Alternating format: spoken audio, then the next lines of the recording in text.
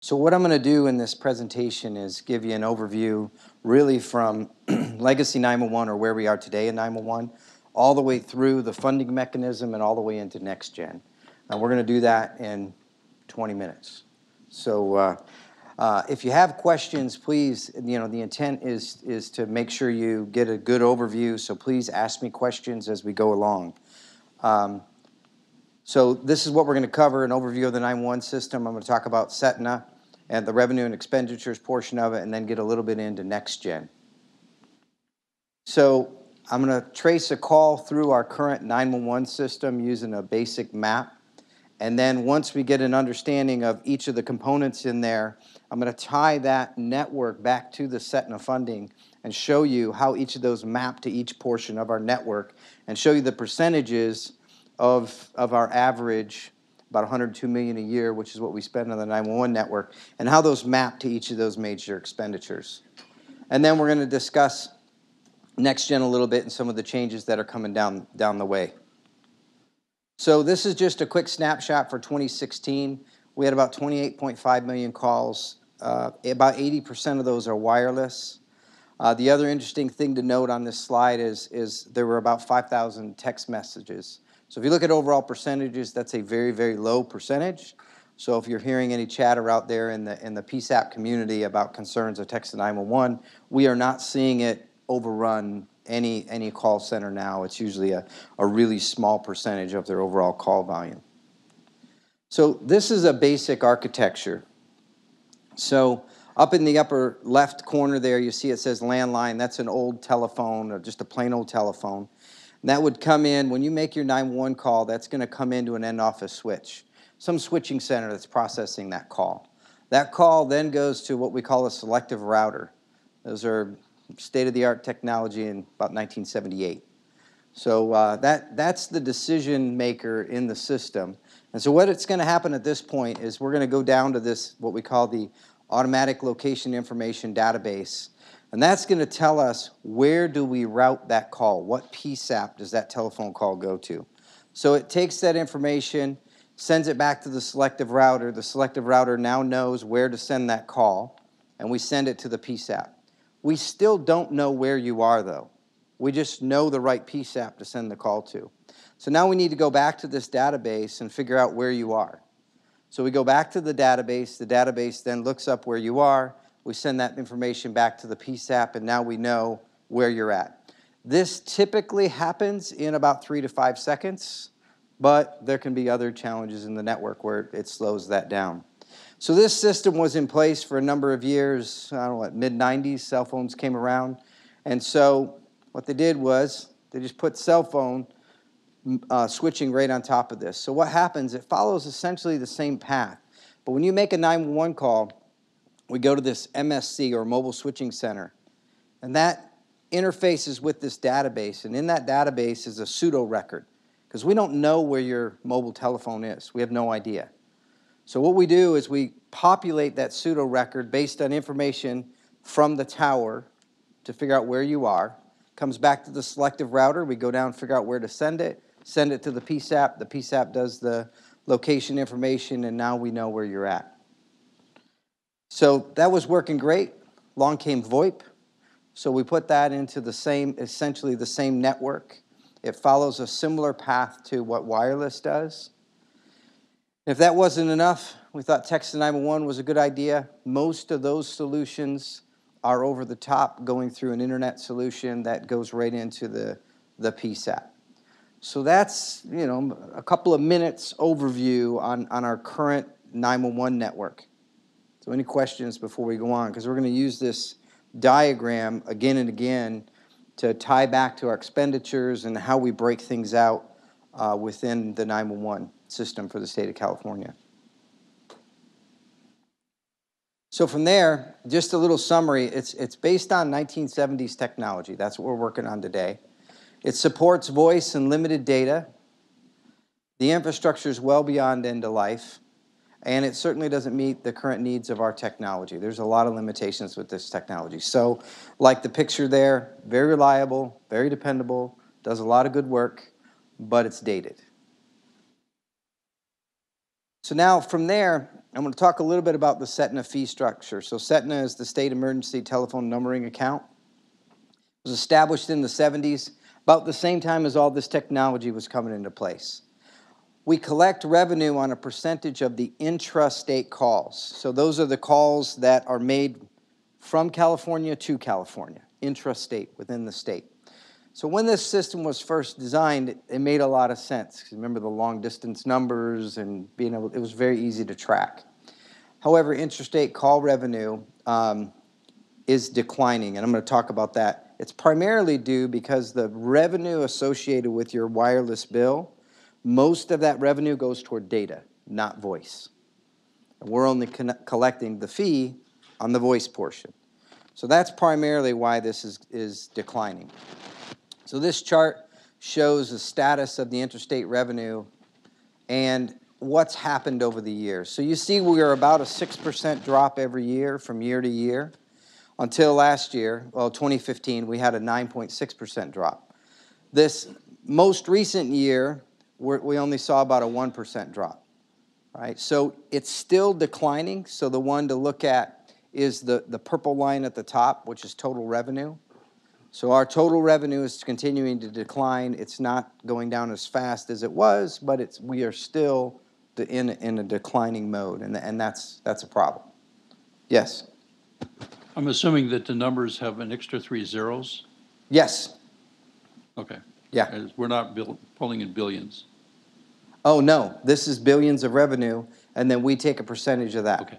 Yeah. So remember, this is total revenue coming in as reported by the CPUC, and then we get a percentage of that that's allocated to SETNA, the 0.75, or 0.75%. So this graph you've seen pretty much every advisory board for a long time. So the portion that's in orange is based on projections. Everything to the left of that is actual expenditures and revenue. And so you can see really the green line is the total of what we have coming in as far as expenditures plus what we have in the rainy day fund, as you'd call it. So when that line dips below our expenditures, that's when we've got a problem. We're predicting that'll happen sometime 2018, 2019. There's a lot of factors that go into that, so finding an exact date of when that happens is challenging, but we think this is pretty accurate. So our expenditures average about $102 million a year. They cover the database, the network, and the call answering equipment that's located at all the PSAPs. So we're going to get a little overview of how those are broken up and where they're distributed in the system. So if we go back to this basic architecture, those major categories that I just showed you, if I overlay them on top, what you see, if it's in pink, it's a tariff. If it's in that yellow color, the PSAP, that's our CPE contract. The light blue is, for the most part, CalNet is where those contracts come from. And then there's some other fees in there. So what we're going to do is walk through each of these major categories at a high level and show you the breakdown of them and how we in the 911 branch work through these numbers each year. So we'll start with this chart, which gives you kind of a high-level overview. The percentage column is the percentage of the overall expenditure that's dedicated to that major component. And then we've got the dollar amounts mixed in here, all right? So you can kind of see that. And that's in your handouts, and you can see that readily. So if we go back to this 911 architecture and we start to work through it and we match the expenditures to the part of the network, the first one we'll start with is the ALI database. It's about 31% of the overall funding.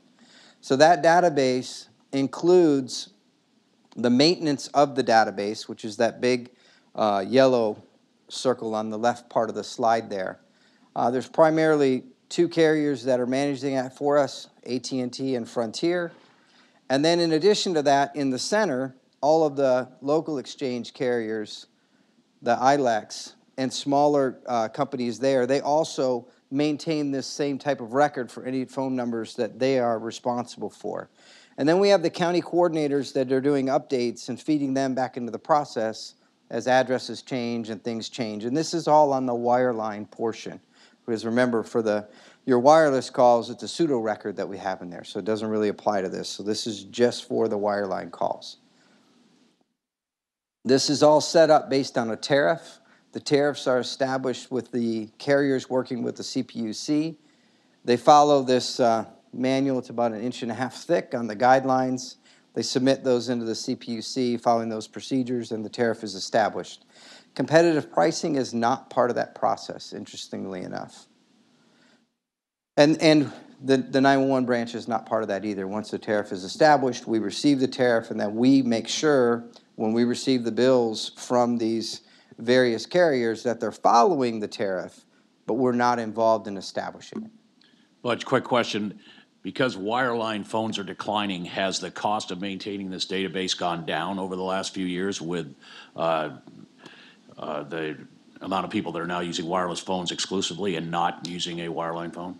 No, we have not seen any decline, other than some efforts we've taken internally to scrub the database and do some other efforts. No, we have not seen this cost dramatically decrease.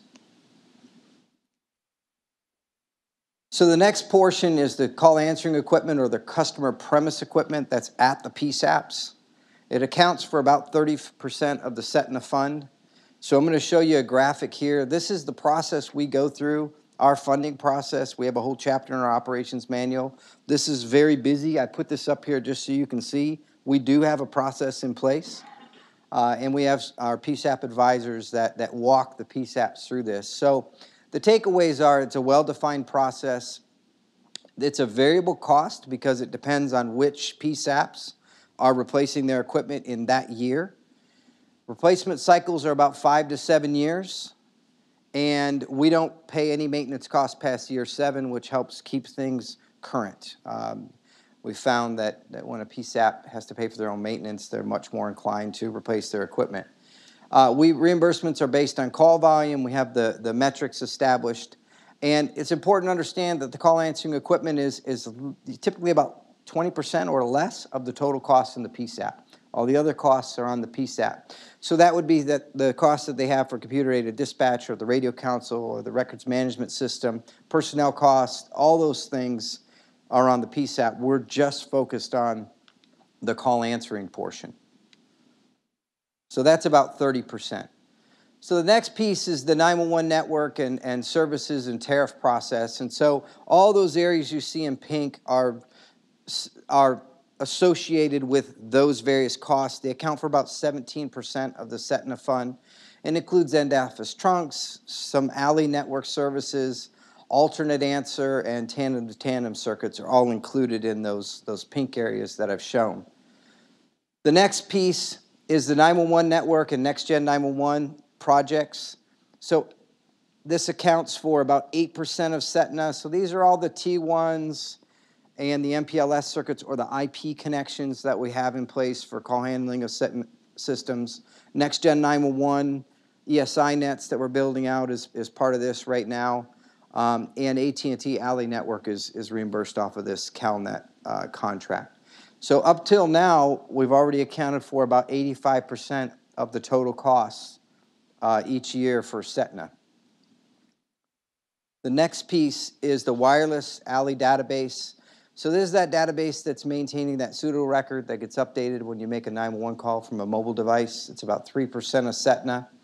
And these are the wireless database lookups that we pay to AT&T and Frontier to reconcile those 911 calls. So now we're up to about 88% of SETNA. The last piece is some other PSAP contracts that we have out there, like foreign language, text to 911, and anything we use for CMAS, other goods and services that are not on other contracts. It's about 2% of SETNA that's accounted for in this. So that's about 91% of the SETNA funds. So the remaining funds are broke out to some state agencies that have some expenditures that come out of the SETNA fund. So you'll see the 911 branch, we're about 2.6%.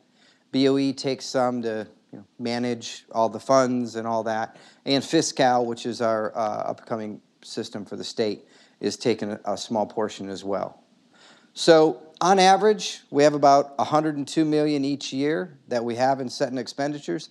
Remember, this number goes up and down depending on which agencies are replacing CPE. And I'm going to get into some other slides that show some projections moving forward and what that number looks like. Budge, I have a quick question on the CAL FIRE expenses. My understanding is that is for their CAD program. Is that correct? That is correct. And so if the SETNA fund is not funding CAD programs throughout other PSAPs, why would it be funding the CAL FIRE CAD? That's a very good question. Do you want me to answer that one, Pat, or do you want to answer it? This is a direction that we received from the governor's office and the Department of Finance. And we have brought it to their attention that that is troublesome. And at least in the current fiscal climate, the decision by them was to stay the course.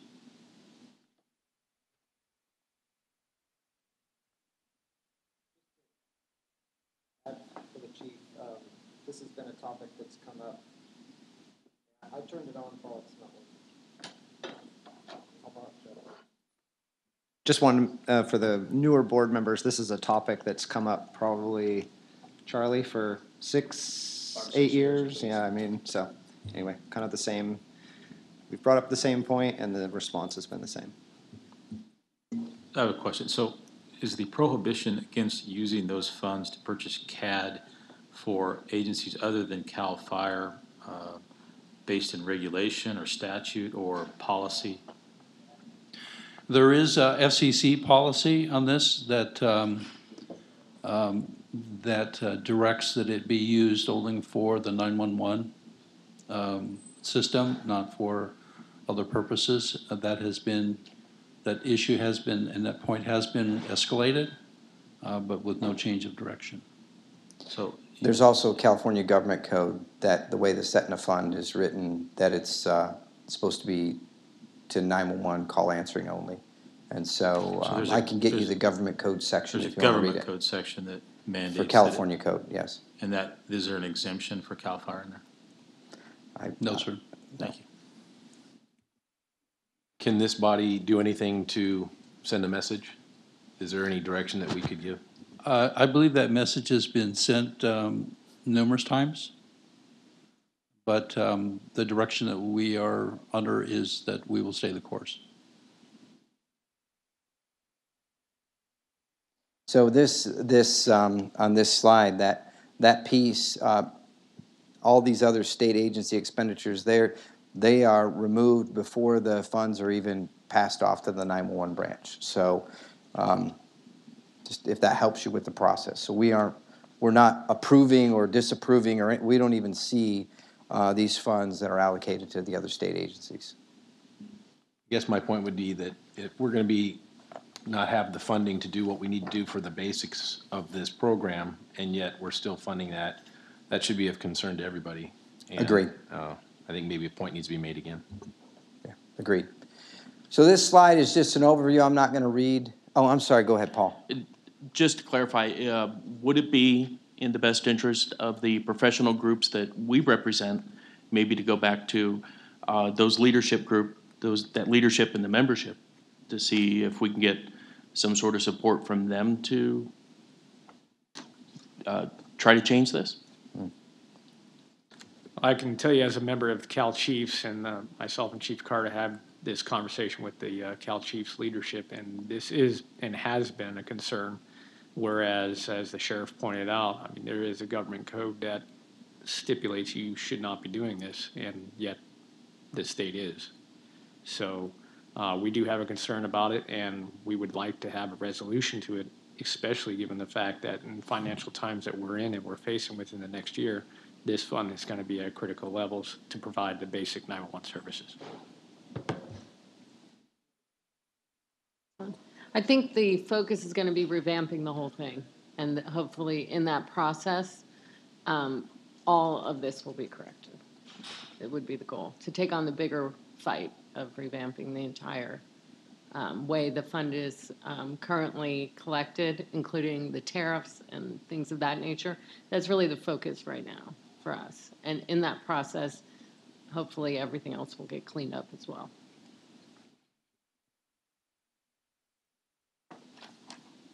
All right, so this is just a summary of some cost-saving activities we've done. Really, the takeaway here is we're looking for everything we can to save money so that we can do the things that are important for 911. And my team has been working really hard on these for a number of years, and we're continuing to look for ways to save money out of the SETNA fund.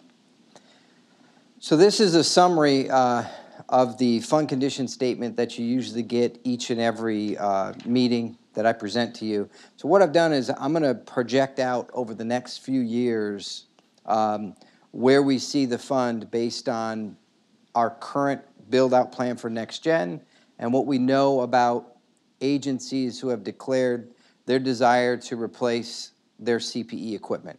So this is what it looks like in 2015, 2016. These are actual numbers for this slide. So at the end of 2016 fiscal year, our fund balance was about $53 million. So we carry that to the next year. We do not have these numbers finalized yet, so most of these are projections. And so that 102 million, so if you go down through the revenues, I should have that number in a couple of months, and I'll update that when I do. And that'll tell me my total resources available. My operational budget, that number's pretty solid, where it says state operations. Local assistance, that number is pretty good as well, because that's a big part of that is the CPE and other things that we know about, things that are not, they're fairly static because we know what equipment we've replaced over the last year. So we think by the end of this year, there'll be about 37 million left in the fund. So we carry that to the next year. And then you can see we're projecting a revenue decline based on the decline we've seen. All right. And then you'll notice that for Next Gen 911, we're starting to build out some of these ESI nets. I'll get that out. I'll get to that in a minute, which is why you see that number go up. The reason why you see local assistance go from 88 million to 96 million is because a large agency is going to be replacing their CPE, and so we have to account for that. And then the rest of the numbers are pretty consistent. There's not a lot of changes there. So that puts us at the end of June 2018. We would have about 3 million left in the fund. We carry that over the next year. And then these are the projections for the next year where we, take another step forward in Next Gen, and we're looking at that year, July 2018 through June 2019 is when some action is going to be needed. And as Jill said, we're working on those corrective steps now.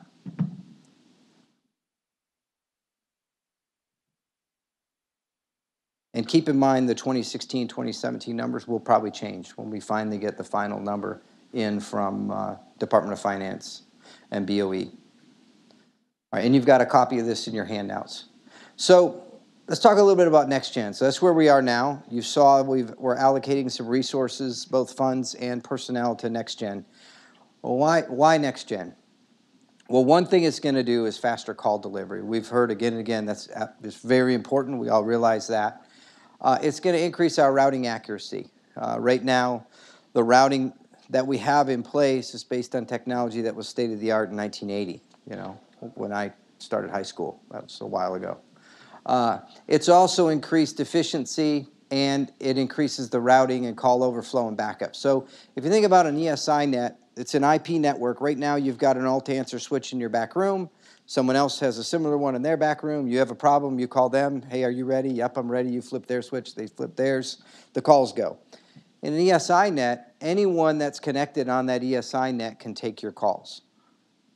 And it could be done dynamically. You could even dynamically allocate those calls. For an agency like CHP or CAL FIRE or some of the larger agencies that have multiple centers, you can come up with your own metric to route calls from one center to the next, to plus up during busy times and do your own staffing and backup capabilities. So this is a huge function, and it's a big paradigm shift for the PSAP community. It also provides us with updated GIS or graphical information system. So this is the mapping layers and all that detail that's in there. We'll be prepared for wireless location data. So today, when a 911 call comes in, about 40% of the calls come in. I can't remember the stats, 40 or 60%. The phase 1 and phase 2. Phase 1 means I only know the sector of the cell tower that you're coming in on. So you take that pie-shaped area, and I know you're somewhere in that pie-shaped area, which if you figure it goes out like this, and it could be several miles long. And I only know you're somewhere in that rough area. That's phase 1. Phase 2 means that I can use, each carrier does a little different, but I can get increased location accuracy. I may not know exactly where you are, but it's better because I'm able to know where within that pie shape you are. So when we are finally getting location data sent to us from your device, we need to have a network to be able to receive that. So even if the phone did that today, down at the chipset level, which is what we need, we don't have a network to receive it. So we want to be positioned to be prepared for when that happens. And then other newer technologies. And the bottom one is important. The networks are aging. We know that they want to move toward an IP environment. If we are not proactive in rolling out next gen, we will no longer be in the driver's seat. We want to be in the driver's seat and design the network, the next gen network that works best for California. And so that's an important takeaway. So we're staying active in the next gen 911 deployment. So essentially, if you look at back at this basic call routing, what next gen does is it drops down in on top of that legacy system an IP-based network that we can use to route our calls. So it will eventually replace the selective router, the alley database, all those things are replaced, and we connect in directly with the carrier. So your call would go to the carrier, to our ESI net, and then we would route the call to the correct PSAP over that ESI net. We're in the process of developing a next-gen transition or implementation. With your permission, I'd like to brief that out at the next board meeting. Our report will be final at the end of June. I'll distribute that to the board members, put it up on our website. However, right now, what it's looking like is there'll be an ESI net prime, and then there'll be some regional ESI nets. Other states have built out one ESI net for their whole state. They don't have 28.5 million calls a year. So we think that would be unwise to put all of us on one ESI net for the entire state. So the purpose of this prime ESI net would be to give us system monitoring capability for the entire network. It would also be able to interface with all the other ESI nets that are out there. We can also move the alley database services into that and all the other call monitoring functions and everything that we have. So it would give us a central location. And we have some design considerations for that I'll talk about next time. And then these regional ESI nets, we're looking at aligning them with the natural geographic boundaries and call routing capabilities of the PSAPs today. This is our draft model of this.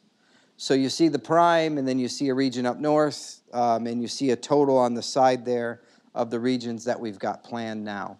So our plan is to take this transition plan and do an outreach with all the PSAPs and all the agencies that are affected to make sure what we're thinking meets their operational need. All right, so that's the next step in the process. And the plan will be completed in June of 30th, so at the end of this week. Regional ESI nets are already being built out. So we've taken a look, as I discussed the last time in front of the advisory board. The Northeast project has been awarded to ROI and Synergem. There's 36 PSAPs involved in that. We're starting with just 2 carriers to begin with, and then that may grow from there. And the Pasadena Ring project is 8 PSAPs down in the Pasadena area that'll have an ESI net there. I'm going to be holding discussions with the PSAPs in the month of July. And then we want to have vendor discussions in August. So the idea is, here's the implementation plan. We think this is what's going to work. Vet it through the PSAP community to make sure we aren't missing anything. And then have discussions with the vendors to make sure they can support it. And those vendor discussions will be with one vendor at a time, so they're free to share without giving away secrets and everything else. And that's kind of the format of it. So our outreach meeting schedule you see on The next slide, we've got one in July 14th in the Bay Area, July 18th in Sacramento, July 21st up in Redding. We're trying to add one, July 21st down in San Luis Obispo area. So more word to come on that. And then the 25th will be in Los Angeles, the 26th in Inland, and we think we're going to add one more for the San Diego region. That's another request we've had. So this, of course, is happening on top of all the FirstNet outreach. So it's an interesting schedule. So this, if you need more information on this, feel free to contact the 911 branch. And like I said, the next time we meet in September, I'll have a lot more detail on this to brief out to you on what this looks like for California. So with that, questions?